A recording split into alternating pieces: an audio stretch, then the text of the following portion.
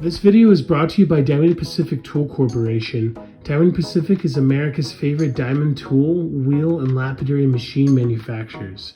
For nearly half a century, Diamond Pacific has set the industry standard for diamond lapidary equipment. Join the majority of professional lapidaries and choose Diamond Pacific products such as their Nova wheels, Pixie, Genie, and Titan gem makers, as well as their wide selection of other high-quality lapidary diamond products. Check out Diamond Pacific today and find out why they're considered America's premier diamond lapidary tool manufacturers. This video is brought to you in part by SpecialtyCabinBlock.etsy.com. Specialty Cabin Block are the manufacturers of some of the best lapidary block material available on the market today, and also provide a fantastic cabochon cutting service. Specialty Cabin Block is proudly made in America and make very unique block materials that no one else is really making right now on the market. Check out SpecialtyCabinBlock.etsy.com. Make sure to use product code DAVE1 at checkout to directly support the channel. Spencer, Opal, Isaac. Yes, sir. Welcome to Jogs. Yo, it's a good show. It is popping, ripping off. It's been a good one. Oh man, first day. It's pretty crazy. It really is. It's been good so far. A lot of talking. So we're happy to do it. Can you show some of the new stuff you have? Yeah, absolutely. I'd go right here first. This has got a lot of really interesting stuff we've been finding recently on the mine. So this would necessarily be classified as black opal in a place where you're not finding it. Has a nice transparency to it, but something that's not too super dark, where it is surrounded still by that rhyolite. I'll set those there. I want to show you the specimen. This is a great piece of how you're seeing it. So you have that white porcelain on the bottom, showing us what our opal most commonly looks like, mixed in with a beautiful piece of that super dark pink. Great color, very unique. Not something that we're finding a lot of the time, but it is very interesting that we do get the chance to see it every once in a while. And then I have a couple more of those as well. So there's a couple more of those of the set. That one's a personal favorite. It's really cool that you guys are cutting them since they're so rare in that location, but you're still taking the time to make the jewelry. It is, yeah, and this is stuff that's found in the same place as the pink opal. It has that heavy iron content in it. Really cool looking stuff. And every once in a while you'll find a really dark piece. My grandpa calls it spider web. Oh, awesome. That's what he likes to trademark it as far as, because you always see those heavy iron lines going in them, and it gives you the idea that it's a little bit more of a web texture to it, but also they almost always have more transparency as well. So you'll be able to see a little bit more into it.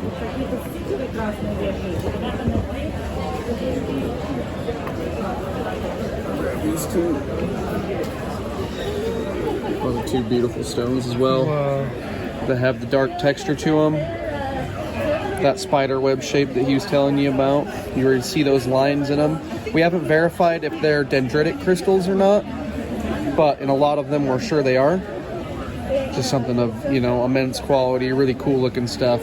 But different minerals make those different colors. So you get that interesting little bits of difference to them. I think we had one other. This one's not as high quality, but it gives you a great example of dark. Super, super dark. And it does have those dendrites in them. Those are those iron splotches that you're seeing about. Beautiful crystal formations. Welcome to take that and look as you will. Try to see what else we got.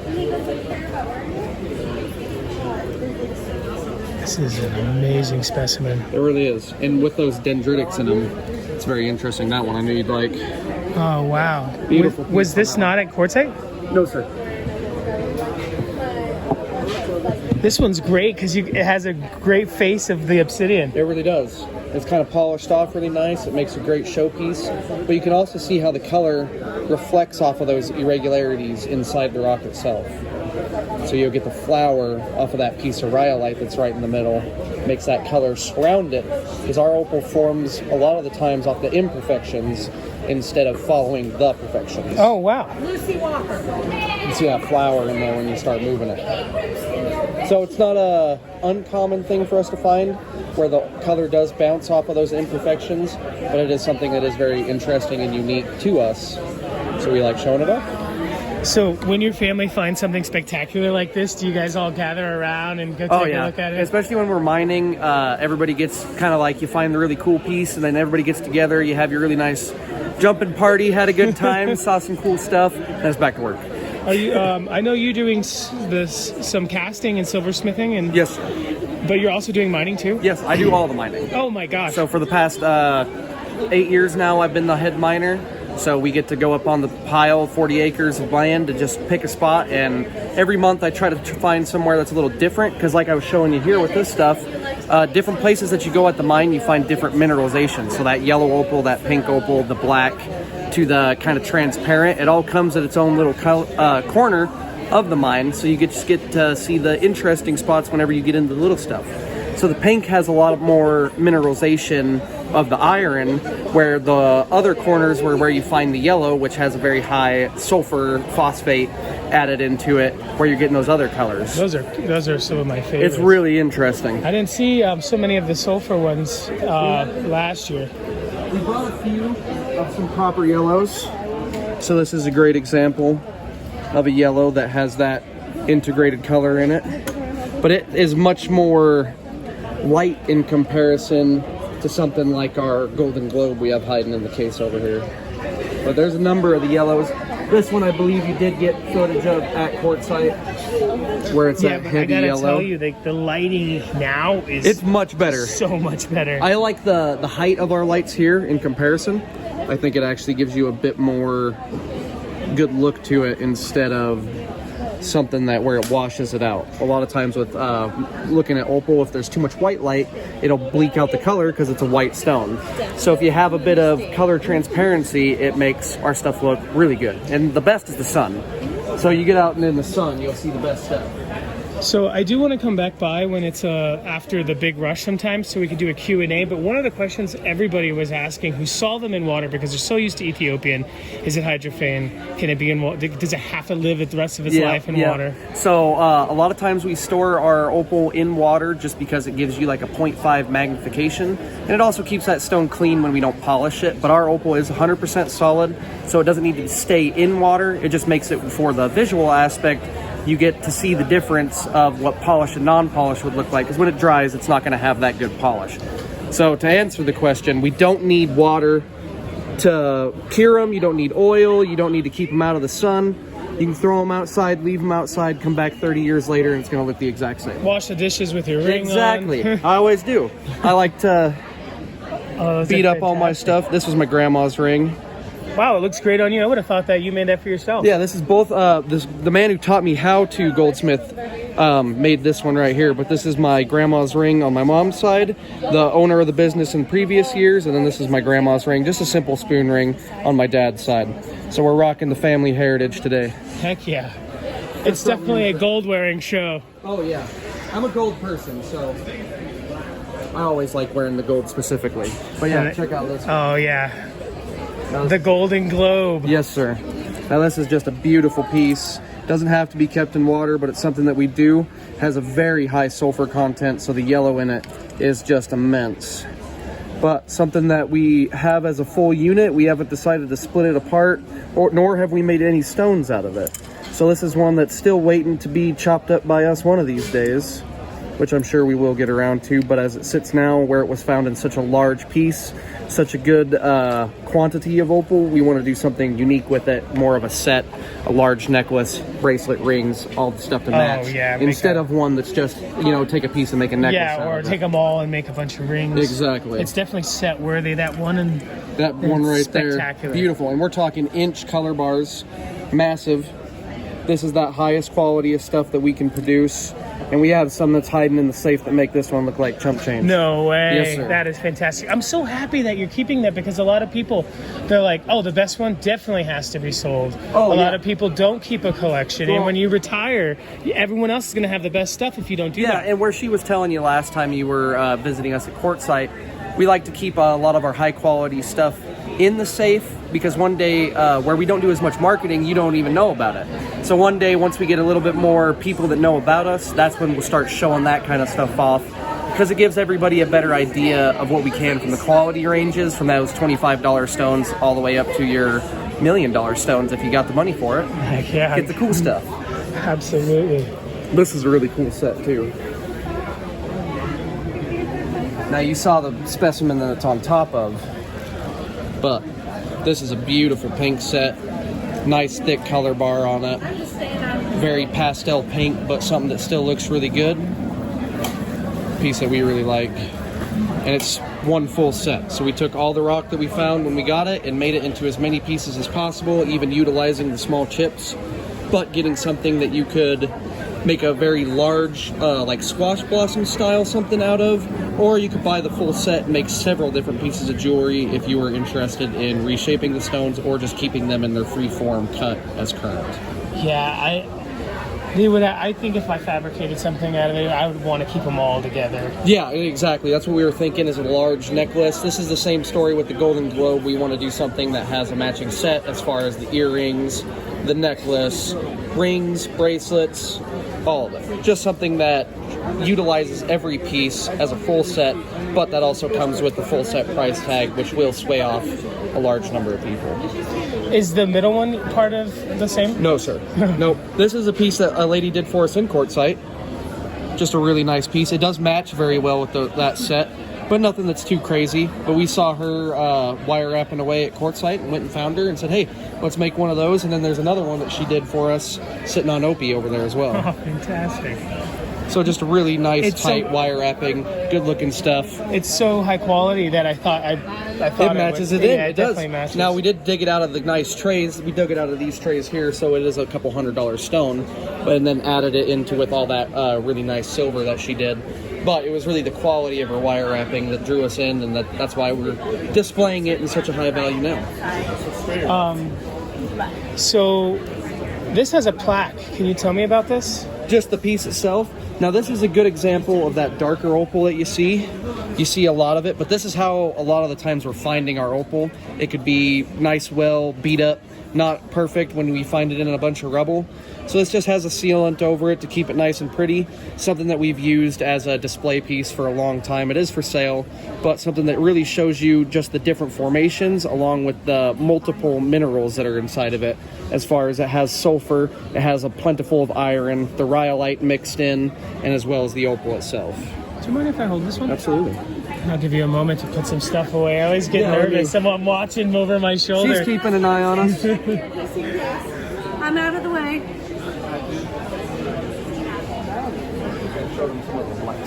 Isn't those cool? That one is about as black as it gets for the Idaho right there. Yeah, that real reddy black color. Is this an older piece? That one? I don't think It's so. about 5 years old.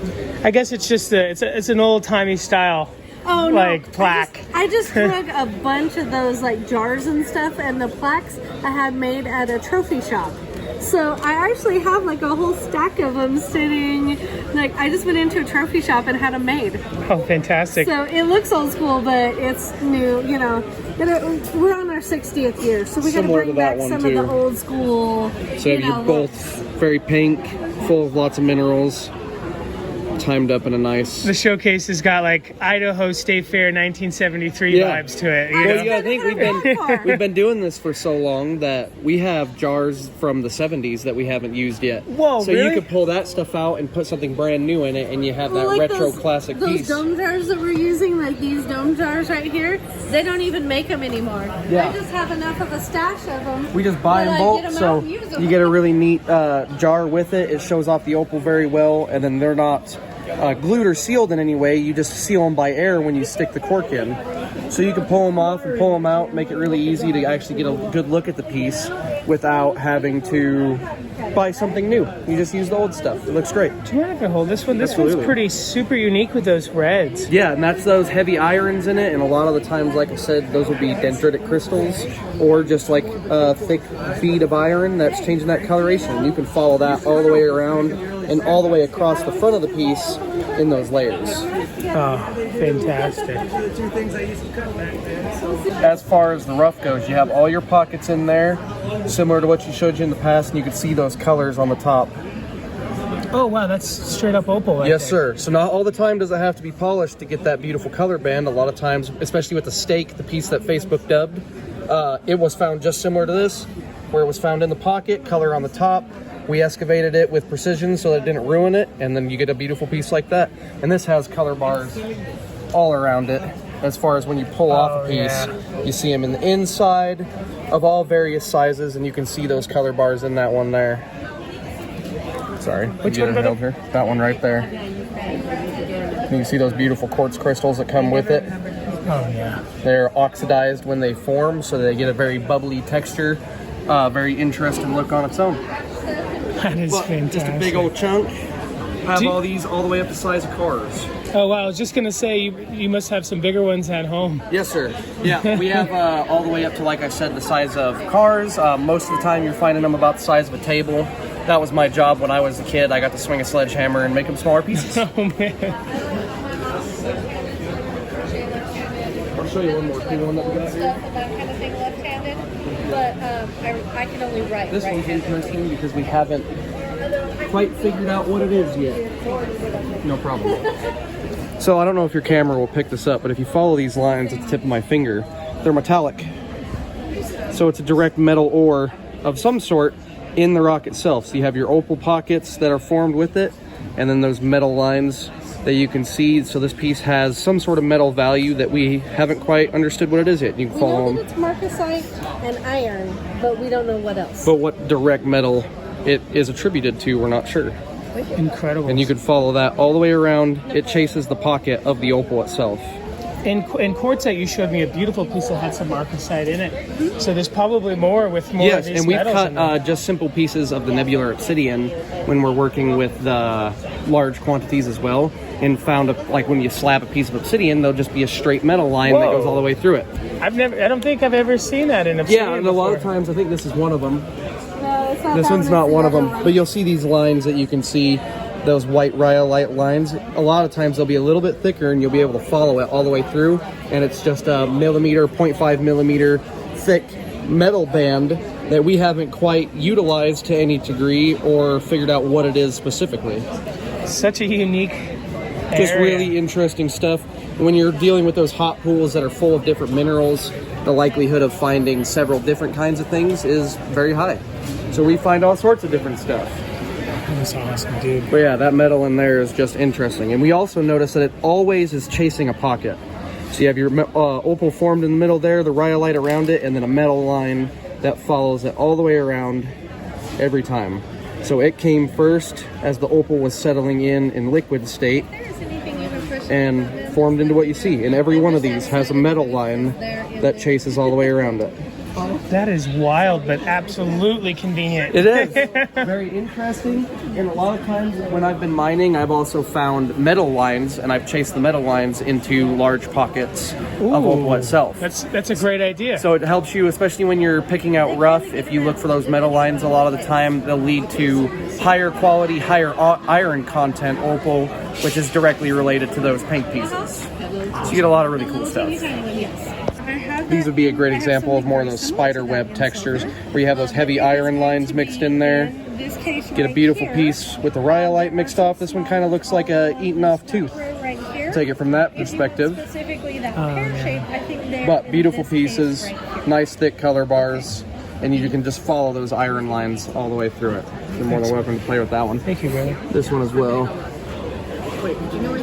This is what he directly equates to that spider web. Has full of those lines, mixing an intricate pattern, but it's also heavy iron content, which, like I said, directly relates to those pink pieces. That is fantastic. I'm trying to think of what else we brought that's new. Oh, there's so many things here.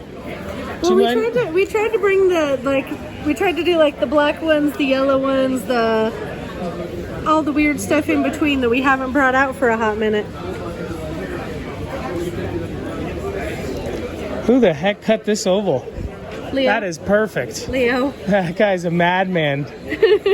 Leo still to this day does most of our stuff. Yeah, Leo is always, but he called me at 3 o'clock this morning. He's like, oh, I went to go out and shovel the walk and I slipped. And so my my husband was having to take him in. He was going to fly in, but I don't know if that's a possibility now because I think he might be in the chiropractor the next couple of days because he busted it hard, I guess. I mean, what kind of intense discipline does he have to take care of himself? That's incredible. Instead of just flying over here.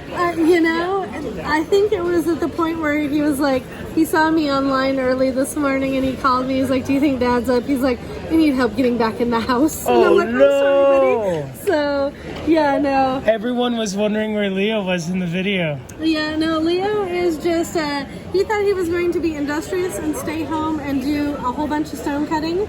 And I think that he might be joining us a little later if his back tones it down a little bit. But he was being real industrious, trying to get the walk shoveled and all that good stuff, and busted his rear end, I think. You have some really sweet sons. I am one of the people that have to be told to go get rid of the snow 4 or 5 times. Like, well, we have like snow blowers and tractors and everything else, but you know, of course, you still got to shovel around the, you know, the doorways and stuff like that. And you know, it's one of those things. This year we don't have near the tremendous amount of snow we did last year, but there still is enough that it's going to give you a fit one way or the other. This one's spectacular. That one was one we brought down here just for this too. Was it one of the ones in the safe? That one is one my mom had. My mom and dad had cut that one while they were just chilling over the winter time, you know, doing their own thing because they're mostly retired nowadays. But AJ still likes to do some stone cutting and that kind of stuff. So he oftentimes just likes to meddle with those kind of things in his off time. And it works out really well for us that way. That is fantastic. Because he did that one, and then those 2 fan-shaped ones right there are off the same piece that he did too. What's the stone in this one right here next to the rock? That one is also an opal, but that one is an opal triplet. So that means it has the black basalt backing, the opal in the center of it, and a quartz cap over the top. So that one is 3-piece. So if you like the light colored ones, those are solid. So someone was asking about the backing. I think your mom just answered the question. You folks use basalt? Yes. Very It's cool. all out of Washington. Oh, man. So it's that we chose it because it has very limited imperfections. It's very nice and black, and it makes a perfect durable piece to add to the back of those triplets to keep the price point low, but the quality and durability very high. Is the basalt from Idaho? No, Washington. So it all comes out of, I believe it's their southeastern part of Washington. We got a guy who just calls us up all the time, and we get it in 55-gallon drums. So wow. We get a lot of basalt at a time, and we'll go through one of those drums over the course of about 5 years. But we have enough built up that we don't have to buy it often. Yeah, fantastic. And you know, you folks could literally use it anything you want, but you're using the basalt because it's working for you. You guys like the way it looks. Yep. And I think it's cool. I'm sure a lot of people think it's cool that it's not synthetic. Yes, exactly. We like using all natural elements. Most of our quartz will either come out of Brazil or Arkansas here in the States. And we try to find stuff that's of high quality but natural so that when we put selling natural opal, we can keep that tag without, you know, fibbing of a sorts. Mm-hmm. That way people know they're getting quality natural materials done all handmade in-house. And it just keeps our name doing very well, and the fact that we're trying to do the same steps all the time and produce a quality product. A lot of people said that they tried to call, and in video you said, hey, it's like the worst time of the year to call. Is there a website where you have things listed? Yeah, so you can get us on SpencerOpalMines.com. That's a really good way to just get a hold of us. There's an email link in there on a 3-bar tab. Send us an email. In the summertime, the number we have is all for our store, so it's off landline, so unless we're in the store itself, you're not going to get a hold of us. So an email is the best way to do it, but we also have Facebook, Instagram, TikTok, and that's all at Spencer Opal Mines is our tag for it all. Fantastic. And will you folks have any more jars? We will have more jars, and especially if you send us a message and say you're interested in jars ranging from the $75 all the way up to $1,000. If you send us a message, we can have one whipped up for you real fast. Oh yeah, because you'll just make one. Exactly. You're doing your own grading, exactly. Obviously. And it's just a challenge when, like I said, we had 2 days before before Tucson, after Quartzsite, so we didn't have enough time to get some stuff put together. But at any point in time, one of the family members can pull out a jar that we have ready to go that just hasn't been shipped to us yet.